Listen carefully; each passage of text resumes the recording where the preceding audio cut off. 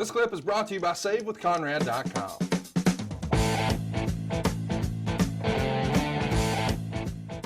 SummerSlam 88, you touched on earlier with Jesse Ventura as the special guest referee. It does huge business. It's sold out, 400,000 buys on pay-per-view. It's also his last major main event for a WWF show. He's still going to have some other matches, but not in the main event. But up to this point, man, so many, I guess really, pay-per-view had been built around Hogan Andre. And I'm not just saying in the company, I just mean in the pay-per-view industry. Between WrestleMania 3 and 4, the Survivor Series, which was created, the Royal Rumble, and then the February 5th main event on NBC, and now SummerSlam here, the very first one, the driving force behind all of those big shows was the Hogan Andre feud. I know these days people talk about the most important feud of all time is Austin versus Mr. McMahon, but really that's sort of chapter 2. Chapter 1 is Hogan Andre, is it not? In the infancy of pay-per-view, the pay-per-view industry would tell you that WrestleMania in and of itself and WWE was what built the pay-per-view industry and live event wise and special events. And in that, when you look at what those attractions were, the answer is yes, Hogan Andre, without a doubt.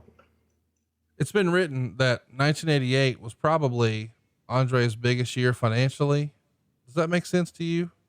You know, having the movie come out in late 87, WrestleMania 3 was even 87, but here in 88, I guess perhaps with all the different new pay-per-views that you're doing, SummerSlam, Survivor Series, WrestleMania, would that have been his richest year, you think? All things considered, I would imagine 87 and 88 were probably Andre's best years. It's pretty remarkable to think that happened, by the way, when he's just 42 years old. He's been wrestling for 22 years. And I think a lot of people think of him in 88 as being sort of older. He's only 42.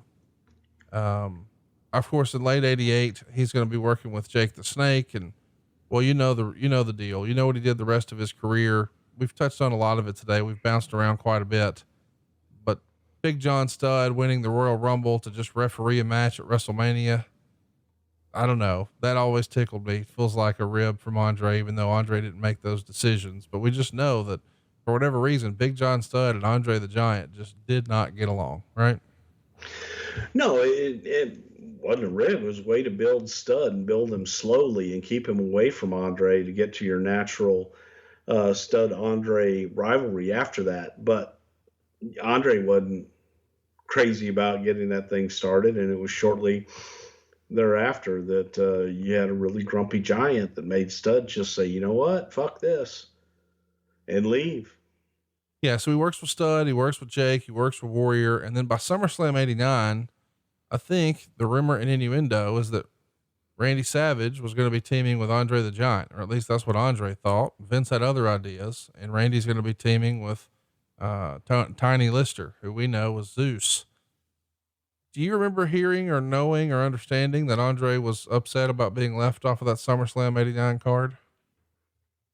No, because he was, to my knowledge, was never a part of it.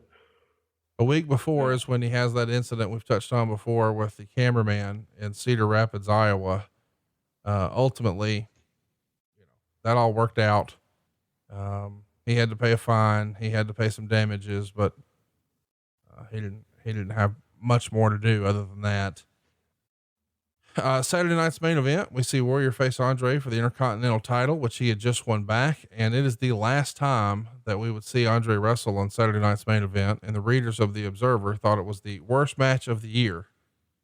In 89, what were you guys thinking was the future of Andre? I mean, he's only 43 years old. So he's not terribly old, but boy, he's not moving very well. Vince has to be a little concerned about his health, but you also want to be respectful of the boss. So as we're winding down 89 and heading into 90, we know we're about to do the Colossal Collection thing and all that, but where was Vince on the long-term future of Andre? Was it just day by day and let's see what we can do? Or did he have a bigger plan that maybe he just didn't share with you? Well, no, the idea with Andre was to return him to attraction status, and you would only see Andre 2 or 3 times a year. And Andre wouldn't be traveling on the road, up and down the road, making the towns and things of that nature that You put him on the shelf and pull him out when you needed him. Andre's feeling on that was that Andre kind of felt he would just, wither up and die if he wasn't out on the road all the time and doing things, and didn't feel that his body would be able to hold up if he wasn't constantly on the road. And I think Vince was thinking the other way, that let's get you in better shape and let's let your body heal a little bit. And when we come back, you don't have to do a whole lot as the Giant, but just to limit the exposure some. Well, they were limiting how much they were showing too. He has his only, as far as I know, his only pinfall loss ever in the Garden in October of '89. It happens to the Warrior in less than 30 seconds. But Andre would get on the mic and protest that, hey, the bell never rang, so that shouldn't count.